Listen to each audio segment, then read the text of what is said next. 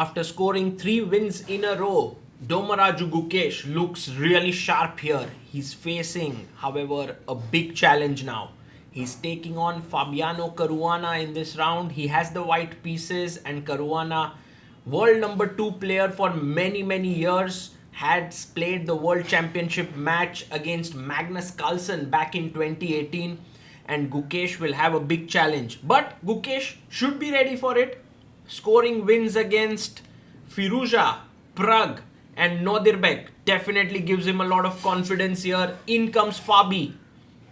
And this is real excitement because Gukesh and Fabi also have this kind of rivalry that's building up. If we remember the candidates 2024, Fabi was almost going to enforce the tie breaks with Gukesh, but then went on to draw with Nepo in the final rounds. They also faced off against each other at the Olympiad and several super tournaments. And last round of the Norway chess, Fabi did beat Gukesh. So many interesting things between them. And this one is going to add another chapter to this rivalry. A handshake. Gukesh gets ready. What's his first move going to be? He opens with knight out to f3. And Caruana tries to think about what is it that he's going to do here. He plays with the classical d5, pawn to g3 by Gukesh. And the knight comes out to f6.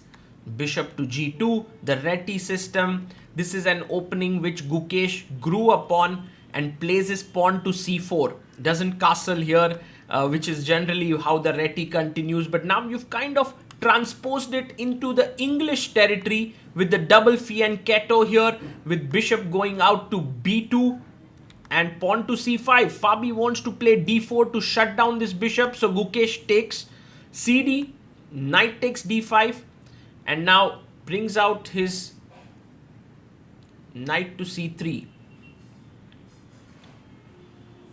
Caruana also brings out his knight to c6.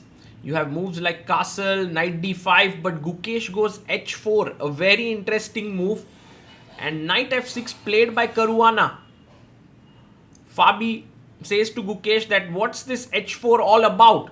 Well, in modern chess, h4 in just about any position is pretty fine. And here he castles. So, Gukesh first had his rook here, played h4. We thought he might attack. He might put his knight on g5, queen here. But then eventually castles. And now the question is if this structure is a bit soft there. Because Caruana has built this Maroczy bind which he has full control of the center. He comes out bishop f5.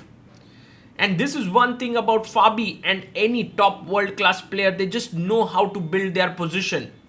Bringing the bishop out, bringing the rook in. Very nice play. Will bring the queen to d7, then the rook to d8. And should be pretty good. Knight comes out to d2. And the knight can jump to e4, the either of the knights, and put pressure on the c5 pawn. The bishop goes back to e6 and knight to c4. Is Gukesh thinking of bishop takes and knight takes e5? Not really. What a nice move here. The knight jumps to g4, e3 played, which is a mistake because bishop h4 is possible. But Fabi doesn't go for it. He plays h5, queen e2 played.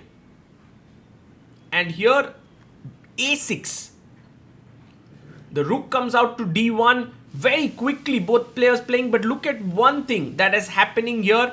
Gukesh has close to a 10-minute lead on the clock. He has 16 minutes while Fabi has just 6 minutes. But Fabi has an excellent position on the board. And a very good move now is knight b4 or bishop f7. But a mistake, a huge mistake by Fabi. And this is creating a huge chance for Gukesh. Mainly the bishop on e6 is hanging. And how does that impact the play? Well, that's what is going to lead this break in the center. Fantastic move here by Gukesh. e4 played. Now remember, if you take here, you can no longer take here because of the bishop hanging. That was the point. Gukesh pushes his pawn further. He now forks these two pieces, but e takes f3, takes back with the bishop. Caruana jumps with the knight, knight e5. And Gukesh takes the bishop now. He's a pawn up here, but the pawn on e6, it is a bit soft queen e7. You can't take on f5. Bishop takes c3 would unleash an attack on the queen. So knight to d5 played. Queen takes the pawn. And now Gukesh chops off. Bishop takes f6. He takes back with the knight. And now you can take back here and take on h5. But Gukesh finds another incredible tactic. Queen takes f5. Takes, check on the board. King h7 and now takes on f5. He's clean pawn up. He's a clean pawn up. But how complicated will it be to win this position is a question. Knight to d6 played. He brings rook to d8, trying to pin the knight here. But e4, fantastic move. Rook d7. Look at Fabi's time. He's down to 41 seconds. Gukesh has 10 minutes. Gukesh completely dominating this game. But Fabi showing some resistance. This is a pin here. Takes on d6. Pawn takes on d6. And now if Fabi takes this pawn, rook takes c5 is hanging. So maybe c4, giving up that pawn in this manner. No, he goes rook c8, defending it. But that's a bad move because Gukesh can enter with his rook with a double attack here. And that seems like a very fierce move. Yes, he finds it. Rook e5. King h6 played. Rook takes c5. Takes, and rook takes d6. We enter a rook endgame where Gukesh is a pawn up. And rook endgames are generally considered very drawish. He cuts off the white king. But this one is not drawish because white's rook is an absolute monster attacking h5. And now a4, trying to hack at the queen side. B takes a4 played. Wants to put his rook here to attack this. And pawn to g6. He goes pawn to a5. King comes back to g7. And now king g2 played. Well, the rook cuts off the king. Can no longer move forward. Rook c7 check.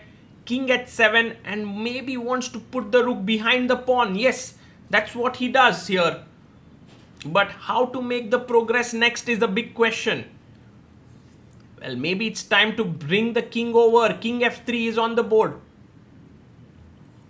Fabi would love to play g5, but g5 is met with rook b7, rook b6 with this pin.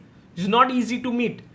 Gukesh slowly and steadily moving his king forward because the black king is completely locked up.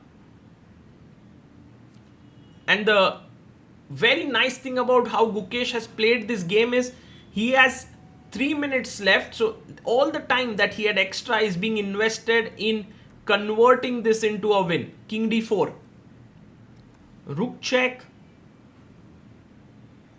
And now king comes up to c5. Rook d2 played. Gukesh pushes his pawn to f4. The g3 pawn is weakened. There's a check coming in. He goes king d5. I mean, you could also go potentially to the queen side and have picked up that pawn. Rook check here. King e6. Oh, then puts his king on e5. Another check. Fabi trying to move quickly here. Gukesh down to a minute on the clock. He's definitely facing some technical difficulties to convert this, and now instead of going on the king side, he decides that going to the queen side is the best idea. Takes the pawn, rook takes, happens, and with this pin here, can we push f5? He goes king b7, very nice move, threatening f5, so rook f3 played, and now rook to f6, defending the pawn, forcing king g7, and now rook to c6. The idea of this move is that if you give a check from here, I'll block here. If you give a check from here, I'll block here. I'll just make sure that the pawn queens and I'm completely winning. Fabiano resigns. What a nice win for Gukesh here. The opening wasn't particularly played well by Gukesh, but once he got his chance with d4, he just didn't take a wrong step. And playing quickly was a big part of Gukesh's strategy, putting Fabiano under time pressure, and that turned out to be a very important thing. And as always, Gukesh is stoic. No expression on his face, arranges his pieces, pays his respect to the chessboard, gets his player card, and Gukesh is now leading the tournament here with 8 out of 10. A very key moment was reached in the game at this point. where Gukesh played his pawn to e3. Fabiano thought for a massive 8 minutes before playing the move h5, which actually gave away all his advantage. He had a very strong move, bishop takes h4, which would have netted him a pawn. Gukesh would have done well to ignore it and play queen e2, but then after bishop e7, black is a pawn up and should have excellent winning chances. The most critical move is to take here, and then queen takes, and it feels like this is a forced mate that will happen here, and there is just no way to avoid it. So let's go back, and what was it that Fabiano actually was afraid of? It seems like Fabi did not like this move bishop f3 perhaps, because the knight is hanging and so is the bishop. But then comes the move f5, an incredible move, and after bishop takes g4, pawn takes here, it seems like white is now a piece up completely. However, the threat is g3, so you go knight e4, stopping g3, but the rook drops into f3. The other rook is ready to jump here to f8 and then f6, then h6, and this turns out into a huge attack that is brewing, and black is completely winning here. If Fabi would have taken on h4, who knows what would have been the result of the game. But once he played h5, and then Gukesh, when he got this big chance in the game with bishop f6, which was a blunder, d4, he did not miss it after that, and he won the game very confidently.